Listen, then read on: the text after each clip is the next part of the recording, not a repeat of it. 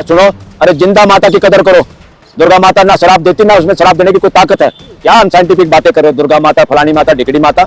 मेरा यहाँ किसी की भावनाओं से खिलवाड़ करने का कोई मामला नहीं है, मगर जो भावना अंधविश्वास में टिकी हो, हमें उसका कोई ठेकेदारी नहीं ले रखी किसी की भावनाएं की, चाहे वो हिंदू की हो, मुसलमान की हो, सिख की, ईसाई की हो। तुम्हारी भावनाएं अगर वास्तविकता पर आधारित नहीं होंगी, अस्तित्व के नियमों के हिसाब से नहीं होंगी, साइंटिफिक नहीं होगी, तो देश को गुलाम बनाने के लिए, अंधविश्वास में डालने के लिए छूट नहीं दी जा सकती किसी को। दुर्गा पूजा के नाम पे प्रेजेंट में जो जिंदा दुर्गा माताएं हैं, बहन बेटियां इस देश की, उनकी इज्जत का ख्याल नहीं। उनको नंगा करके मणिपुर में घुमाया गया, प्रधानमंत्री की जीभ कट गई, गुंगा हो गया, बोल नहीं पाया। और आरएसएस का जो ठेकेदार है मोहन भागवत, वो बातें बड़ी बड़ी करता है, बड़ी बड़ी चरित्र निर्माण की बात करता है, एक बात नहीं कह पाया वो मणिपुर पे। ये इससे पता चलता है देश का दुश्मन कौन है, देश के लिए संविधान के हिसाब से चलाने के हक में कौन लोग हैं, संविधान को नाश करने में, उसको भ्रष्ट खत्म करने में कौन लोग हैं। देश सब समझ रहा है। इस देश का कोई भी बच्चा ना आतंकवादी है, ना अलगाववादी है, ना बदमाश है, ना गुंडा मवाली है। ये जो कुछ हो रहा है इस देश में जहर फैलाया जा रहा है और हमारी युवा पीढ़ी को भी दूषित किया जा रहा है, उनकी मानसिकता को गुलाम बनाया जा रहा है, एक दूसरे के खिलाफ लड़ने के लिए तैयार किया जा रहा है।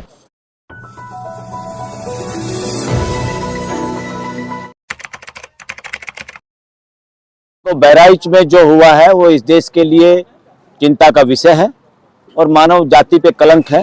पूरे भारत के 140 करोड़ के माथे पे कलंक है। ये देश सुख शांति से जीना चाहता है, भाईचारे से जीना चाहता है। जो ताकतें इस देश का भाईचारा खत्म करना चाहती हैं वो देशद्रोही ताकतें हैं, वो देश के दुश्मन लोग हैं, वो कोई भी लोग हैं। आज इस देश की पॉलिटिक्स भी सांप्रदायिक हो गई है, ज़्यादा ही हो गई है। हर चीज़ का, हर इलेक्शन में जीतने के लिए जाति पाति, जातियों में विभाजन और सांप्रदायिक तड़का लगाए बगैर कोई भी पार्टी, पॉलिटिकल पार्टी और खासतौर पर जो सत्ता में लोग बैठे हैं, ये तो लगातार इस काम में शामिल हैं। यहाँ तो सीएम और पीएम लेवल तक के लोग भी सांप्रदायिक बातें करते हैं, देश में तनाव और बंटवारे की राजनीति करते हैं। बंटवारे की राजनीति के लिए देश में कोई जगह नहीं है कॉन्स्टिट्यूशन के तहत। बंटवारे की राजनीति षड्यंत्रकारी राजा करते थे, राजशाही और तानाशाही में चलती है बंटवारे की राजनीति। डेमोक्रेसी में इसके लिए कोई जगह नहीं। और देश में कॉन्स्टिट्यूशन के आधार पे लोकतंत्र की जिम्मेवारी थी मानवीय व्यवस्था स्थापित करने की। देश में कोई राजा नहीं है, कोई प्रजा नहीं है, सब इस देश के हिस्से हैं, सब भागीदार हैं। वो भागीदार लोग कुछ अपने नुमाइंदे चुनते हैं ताकि वो मानवीय व्यवस्था को सुचारू रूप से चला सके, बल्कि और उसको सुदृढ़ कर सके। मगर हो क्या रहा है, कोई एमएलए एमपी बन जाता है, वही अपने आप में राजा बन जाता है। और सीएम और पीएम का तो कहना ही क्या, वो तो इस तरह से व्यवहार करते हैं, उनकी तो अकड़ और उनके गर्दन में तो सरिया इतना आ जाता है। मिश्रा जी को मारना ठीक नहीं था। देखो, ब्राह्मण मारा गया सर, ब्राह्मण मारा गया हो या कोई भी XYZ मारा गया, इस देश का बेटा था। इस देश का कोई भी बच्चा ना आतंकवादी है, ना अलगाववादी है, ना बदमाश है, ना गुंडा मवाली है। ये जो कुछ हो रहा है इस देश में जहर फैलाया जा रहा है और हमारी युवा पीढ़ी को भी दूषित किया जा रहा है, उनकी मानसिकता को गुलाम बनाया जा रहा है, एक दूसरे के खिलाफ लड़ने के लिए तैयार किया जा रहा है, जैसे इस देश के लोग आपस में दुश्मन हो। इसके लिए सारी की सारी जिम्मेवारी इस देश की पॉलिटिक्स की है। जो बहराइच में हुआ, प्रशासन की जिम्मेवारी है, सरकार की जिम्मेवारी है। और सरकार किन लोगों के हाथ में है, व्यवस्था चलाने की जिम्मेवारी आज किसके हाथ में है? बीजेपी के हाथ में है। उस बीजेपी के पीछे कौन संगठन है? आरएसएस है, जो अपने आप को राष्ट्रीय स्वयंसेवक संघ कहता है।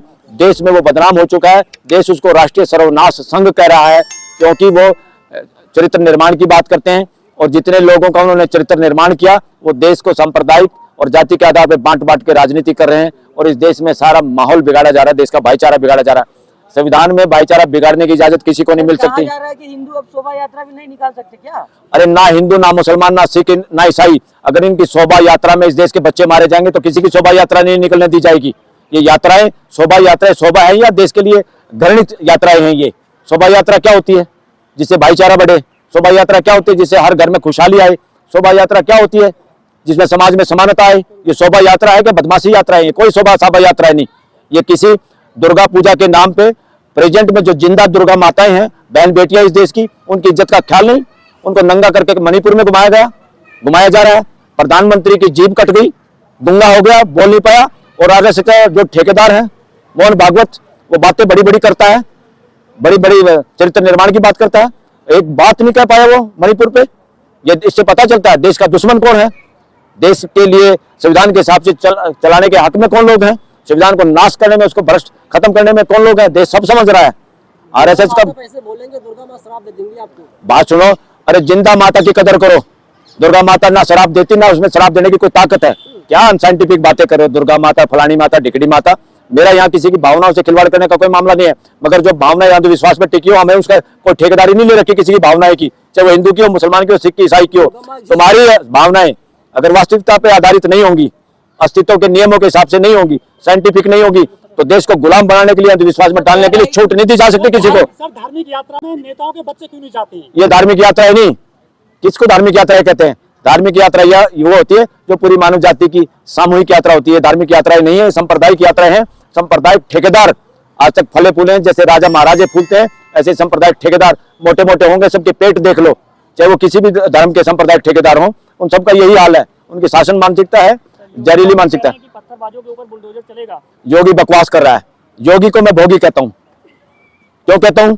योगी जिसने कान फड़ा लिए उसका क्या मतलब है सीएम होने का और बंटवारे की बात करने का? उसको बात करनी चाहिए देश की एकता की, यूपी के हर बहन बेटी की, जितनी जनसंख्या उसके आधार पर वो उसका परिवार है।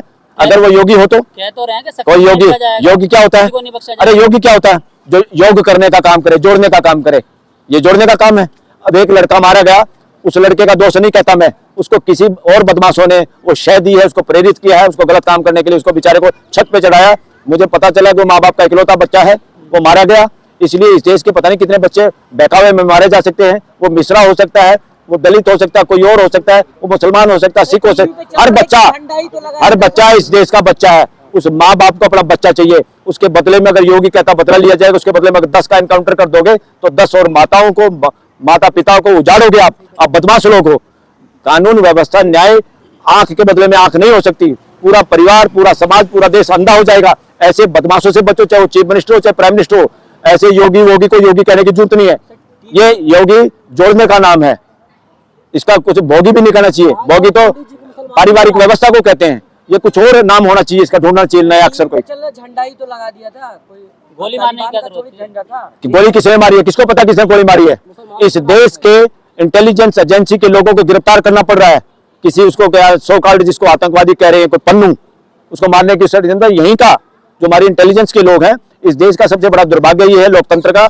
आज तक हमारी जो इंटेलिजेंस एजेंसी है, जिसपे हजारों करोड़ रुपया खर्च करते हो अपने प्रोजेक्ट में, उनका काम है देश की सुरक्षा करने का। उनको ये मदारी के बंदर की तरह अपनी सरकार चलाने के लिए, अपोजिशन की आवाज दबाने के लिए, लोगों के फोन टेप करने के लिए, लोगों की हत्याओं कराने के लिए इस तरह के इस्तेमाल की खबरें आ रही हैं और इस तरह का आरोप है। और वकीलों बिरादरी में ये बिल्कुल जग जाहिर है कि मिसयूज हो रहा है हमारी इंटेलिजेंस एजेंसियों का भी। देश को बांटने में, अपने इलेक्शन जीतने के चक्कर में इंटेलिजेंस एजेंसी का दुरुपयोग हो रहा है। सारे षड्यंत्र किए जाते हैं और नाम किसी का और रखा जाता है।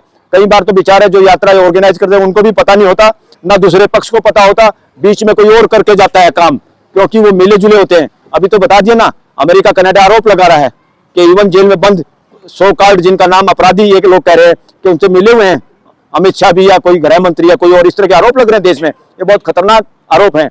और देश में इस वक्त जो लोग सत्ता में हैं उनकी हिस्ट्री देख लो, हिंसा के आधार पे, बंटवारे के आधार पे, और किसी ने तो कईयों ने तो उनको मौत का सौदागर तक कहा। तो इस तरह के आरोप ये क्यों लगा रहा देश? सर 2018 में चंदन गुप्ता भी मारे गए थे तिरंगा यात्रा में से। ये हिंदू निशाने पर क्यों आ गए उत्तर प्रदेश में? अरे चंदन गुप्ता तिरंगा यात्रा कौन सी? ये नई नई यात्रा कहां से आ रही है? ये तिरंगा चंदन गुप्ता की बपोती है क्या? उसी की बपोती था क्या? ये तिरंगा जितना चंदन गुप्ता का है, जितना नरेंद्र मोदी का, जितना अमित शाह का, उससे ज्यादा आम आदमी का है। ये किसी के बाप की बपोती नहीं, ये देश और ये देश का झंडा। तो यात्रा नहीं निकाल सकते क्या? ये बीजेपी को ठेका मिल गया क्या तिरंगे की? आज तक वो अपराध बोध में है। और तिरंगा वहां तो आरएसएस के हेडक्वार्टर पर लगा है, जिसके बच्चे ही हैं। इनकी माँ कौन है बीजेपी की?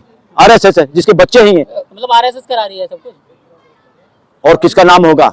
जिसका बच्चा बदमाशी कर रहा होगा उसके माँ बाप को पता नहीं होगा क्या? अपने बच्चे को रोक नहीं रहा, अपने बच्चे के खिलाफ कोई नहीं बोलेगा, वो बड़ा बदमाश बनेगा।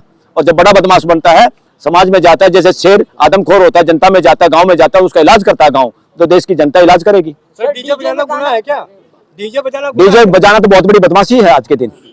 ना तो ब्याह शादियों में लोगों के आए हुए मेहमानों की बात होने देता है ये डीजे। और ये डीजे इस तरह की बकवास और गाने चलाता है, इस तरह के गाने चलाते हैं जिससे दूसरों में आक्रोश पैदा होता है, दूसरे की बदनामी होती है। डीजे साउंड पोल्यूशन में आता है। डीजे ने तो इस देश का बेड़ा गर्क कर दिया। एक और सुन लो, जय भीम समानता का नारा है। जय भीम किसी का नाम नहीं है। जय भीम संवैधानिक नारा है। जय भीम मानवीय व्यवस्था का नारा है। जय भीम देश को जोड़ने का नारा है। और जय श्री राम राजशाही का नारा है। जय श्री राम असमानता का नारा है। जय श्री राम मानवीय व्यवस्था का नाम है। जय श्री राम वर्णवादी नारा है। और बताओ और क्या पूछोगे? जिम्मेदार किसको मानते हैं सर बहराइच का? बहराइच का जिम्मेवार प्रशासन और सरकार को। क्या सर चुनाव में इसका असर पड़ेगा? 10 सीटों पे चुनाव उत्तर प्रदेश में पड़ना चाहिए। और हमारे लोगों को, हमारे लोग बहुत जल्दी बहकावे में आ जाते हैं, मोबाइल पे देख देख के लोगों की बातें। किसी गरीब महिला से कुछ कहलवा देंगे और लोगों को लगेगा कि हमारी ये जातियों में आपस में बहुजन समाज को बांटने का बड़ा खेल है।